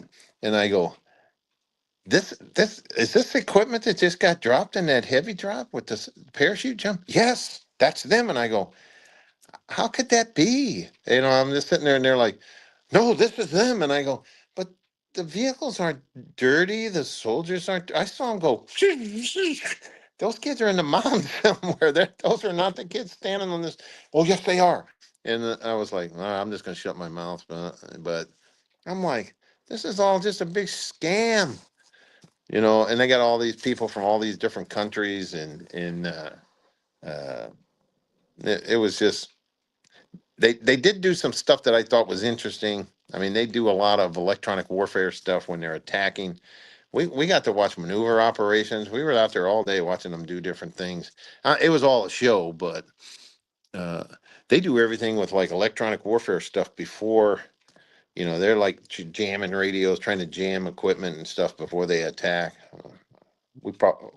Maybe I don't think we were doing so much of that when I was in, but I'm sure we're doing it now with all the UAVs and everything else flying around. But anyway, side story: Chinese airborne operation. I got to witness it. Also, Aha! They're nothing like 82nd Airborne Division soldiers. They cannot land and fight. can you imagine thinking back to emptying a C-141 on one pass on Sicily drop zone in the middle of the night? 0200 to 0220 block time. We're going to take a 50-minute nap of the Earth flight. We're going to make one pass over Sicily, 6 aircraft in an offset trail formation. It's really wild to think about the things that we did and were willing to do for our country. The sky's full of paratroopers. It's just amazing. They, in the battalion, I always got called, those large package weeks, I'd get called like afternoon. Hey, we need 100 paratroopers we never got the first turn. We need 120 paratroopers for the second turn, the 2 a.m. turn. And it was like, We already had batteries that were with the brigades doing their thing, but we always had to fill aircraft every night, and it was always the 0200 turn, and it was like, okay, thank you. Maybe we have another, but it's amazing the stuff that I saw there. Uh, I always like when they did those capstone Jertex. We go out there and they had all the static displays. They're bringing all these flag officers that are coming through, the new one stars, and I actually got to go through Bragg and do it when I was there, which was really cool to come back. But they put them all in these trucks and they take them out and they first watch. They got 810s coming in, just chewing up Sicily and doing all kinds of stuff, and they got stuff blowing up, and and then here come the heavy drops, and then here come and these guys are all sitting there with nods on, watching. People that don't ever wear them and stuff. Man, these are great. You can use these deer hunting. This is great because we did a practice the night before the flag officers were there with the local community people, business owners and stuff. Man, they were just like chatty Cathy's in the back of those trucks when they put those night vision goggles on. Man, these are the greatest things I've ever seen in my life. Well, you can't have them, And we did a rehearsal the day before. Uh, we had the flags there, and it was like a 3-day thing doing that capstone. And I was out there once with General Petraeus's brigade, First Brigade, 504th Parachute Infantry was doing the. And his standards were like you had to have the top button of your BDU's button. I mean, there couldn't be anything. You were inspected, and your hands, everything, 100% camouflage. I'm surprised we didn't have camouflage our teeth. And I mean, it was like uh, we go through this thing, and there was one air defense general coming through, and General Casey, who ended up being the chief of staff of the army. He's a 1-star, and I had worked for him in Germany. Uh, when we went to Operation Joint Endeavor, and he was the Core G3, and so they said if you know any of these people, just sound off, and we'll put them at your table. So I said I know General Casey, and I know this other general. I won't say his name. He was an air defender, and I'm already in trouble probably about Fort Bliss comment. So we're sitting there, and you have dinner with them, and the 82nd Course comes in. And they're doing their there we go, here we go. And then we had a dinner and stuff. And Casey, he vaguely remembered me. I'm only a lieutenant colonel. And I'm talking the other air defense guy he's looking at me, and he just keeps looking at me. We're finishing dinner, and of course is doing getting ready, and Petraeus is getting ready to make a speech about what they're going to see that night. And he's looking at me, and he goes, "Did you want to come here?" That's exactly what he told me. He goes, "Did you want to come here?" And I go, "Sir, it's the 82nd Airborne Division." Absolutely. And he just kind of looked at me with a puzzled look in his eye. Why anyone would want to come here? Because you're sitting there, you've got full camouflage, everything. Oh, yes, sir. And I was flabbergasted by that comment. Did you want to come here? Yes, sir. I'm actually a jump master, sir. Thank you very much. So, but I love it. I love it.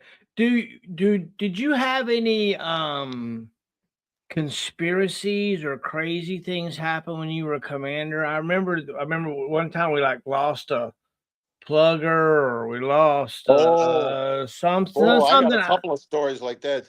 They had that that was scary for me. They had one of the infantry battalion commanders came in my office, and he goes, "Hey, John," and he was a great guy. I cannot remember his name. He broke his femur on a jump, and it just, I mean, it torched him for the rest of his. I mean, he finished his battalion command, but I don't think he won anything after that. His leg was.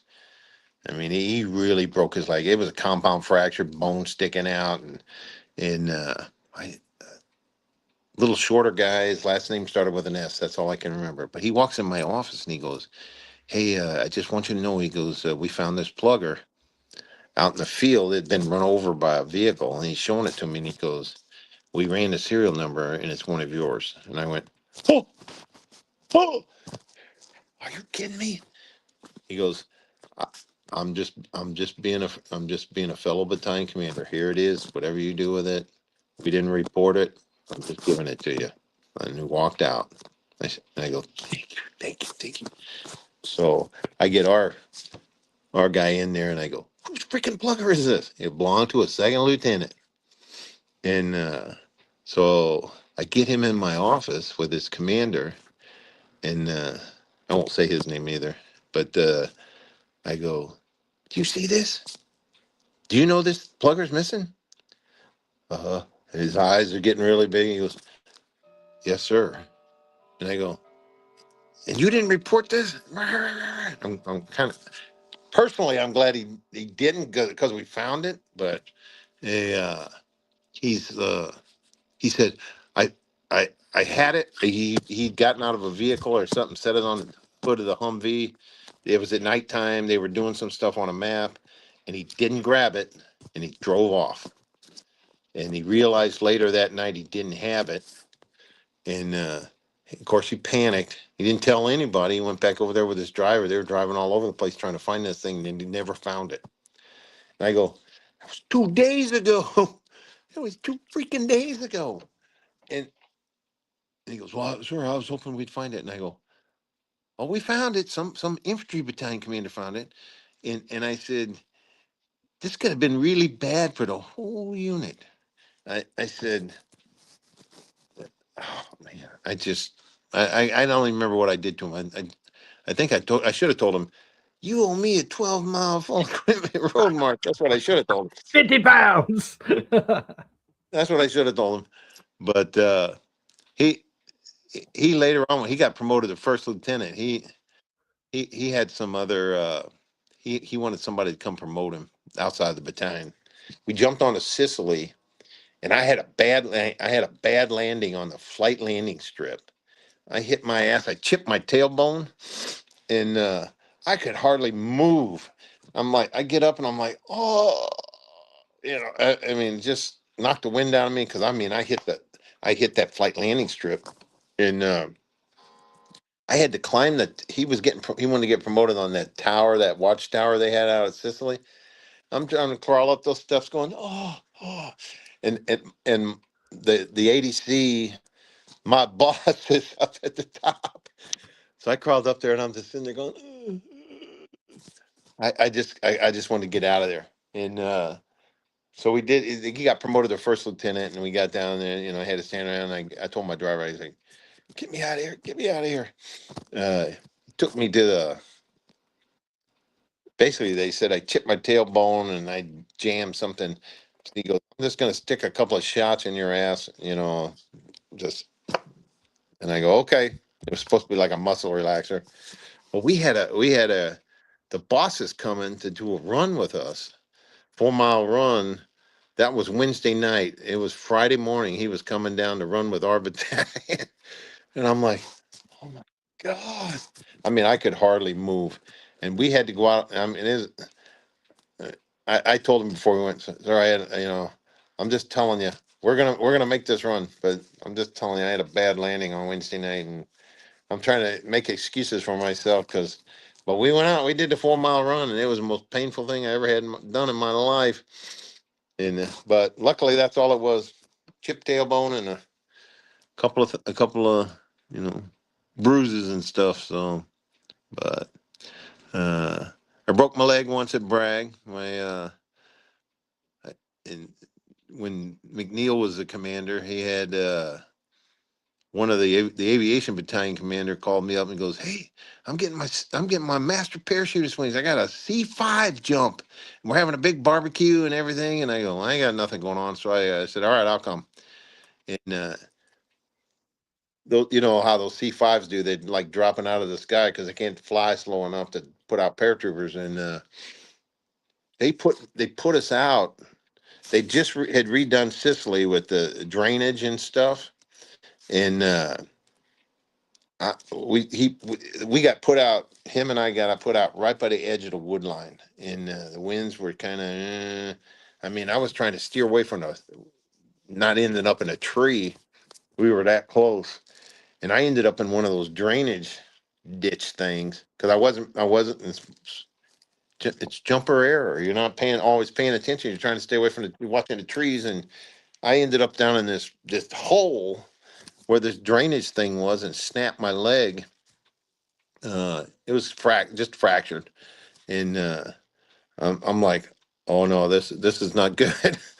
And it was real close to the end of my command, like in the last 30 days, and so I get out, and I get my chute and everything, and I'm waving at the medic, and they get over there, and I go, I think I broke my leg. What? I think I broke my leg. So they get me in the ambulance.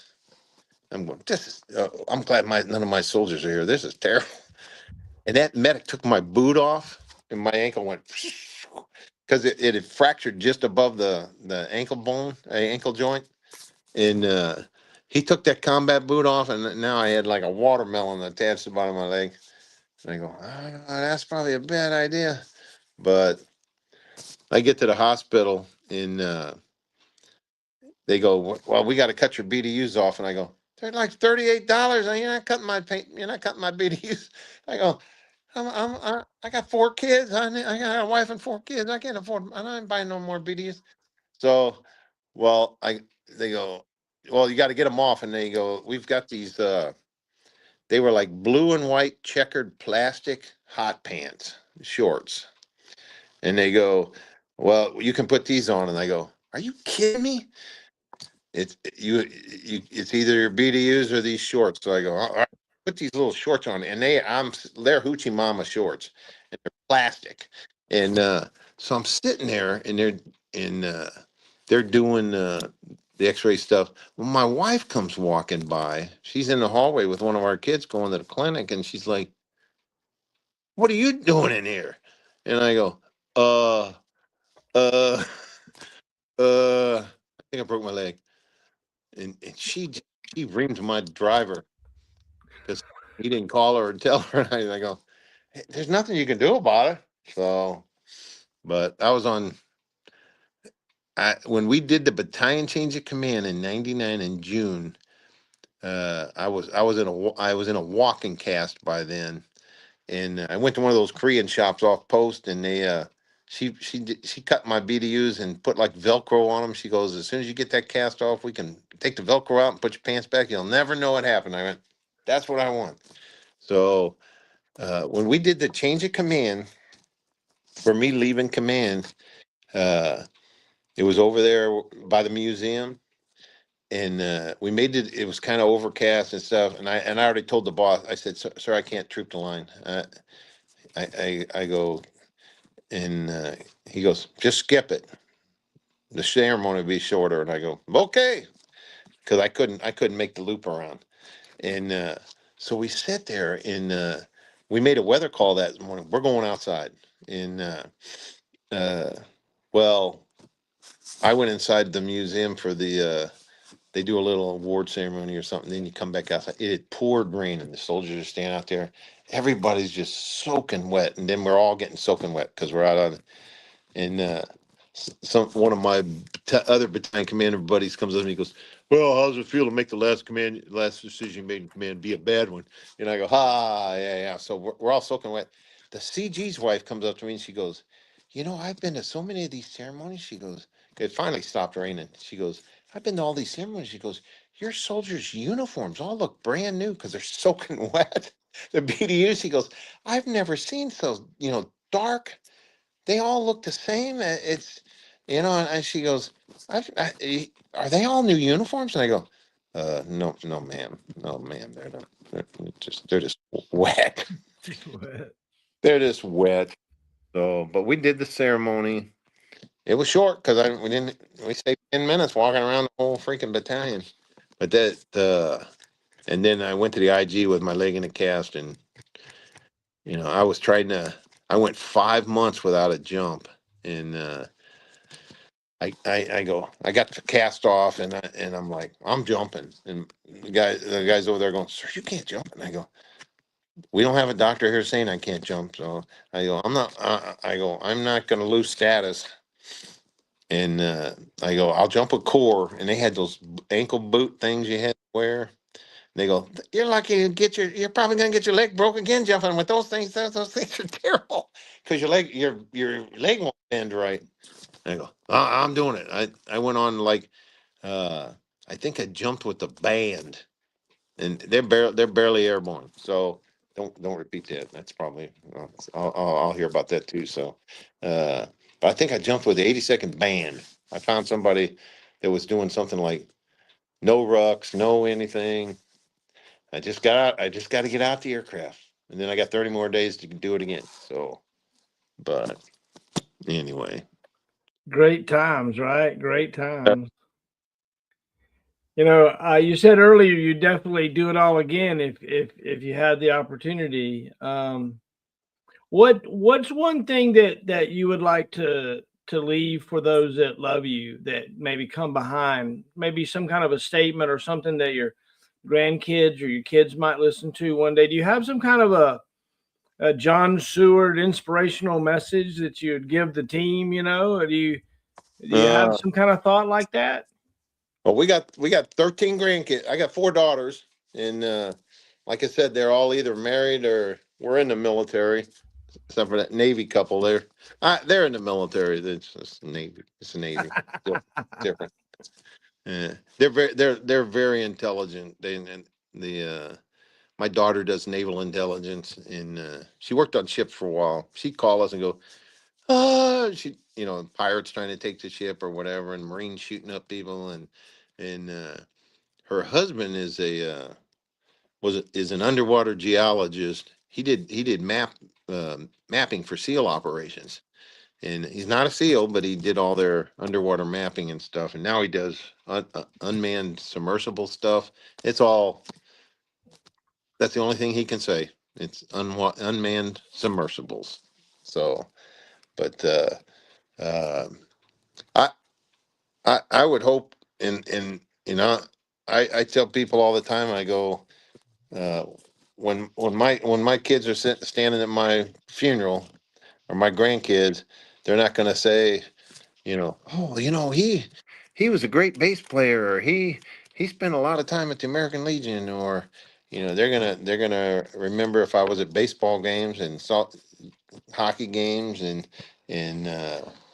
band concerts and stuff like that, because I think that stuff's important. I got 13 grandchildren, and I'm from a family of women, very very few boys in my age group. But I had 4 daughters. All of my cousins all they had was girls, boys, and I've got 7 boys out of that 13 and grandchildren. Uh, I would hope that and the troopers that come behind us, that they find us faithful, that faithful to the country, faithful to the mission, uh, faithful to them. I mean, veterans are important. Uh, uh, that they just find us faithful. I guess that's what I would say. So, Amen. Amen. Well, thanks. I appreciate it. Was there anything that you thought I would ask that I didn't, or a story that you think you just got to tell before we close this thing out? well, for you personally, because you jump mastered me on the Alice pack versus the rucksack, is I want to clarify that I understand it's an Alice pack. They had that was Specialist Goldsberry. I don't know where he is in life, but he broke 2 of my ribs underneath the aircraft with a simultaneous exit, and his Alice pack hit me in the left side and popped 2 of my ribs. And one of the other times I had while I was in the division, it's hard on you when you're over 40. I'm telling you, I turned 40 in the division after my first year, maybe. I was probably 38. I probably turned 40 before I changed command going out. Uh, but it's hard on you. But no, I don't think so. I thought we'd talk about the division. I thought we'd talk about time in the Army, stuff we did. So I'm hopefully I didn't badmouth Fort Bliss too much. It's a great place. It's just a different place. It's a different place. I love it. I love it. Well, thank you, sir. I would love it as part of the tradition if you would find a way to maybe salute and sign out. Something like that. That just trying to capture that kind of thing. Kind of a little final ending, and then we'll close it there. That sound good? Yep. You need me to stand up? It's up to you. However you feel comfortable. You definitely can stay seated. That's just fine. I've saluted a million times seated in different situations. It's totally good. Brigadier General retired John Seward signing off. Oh, I love it, sir. Airborne. Thank you, sir. All right, wave goodbye, everybody. Don't go anywhere, sir. All right. Marshall in the middle.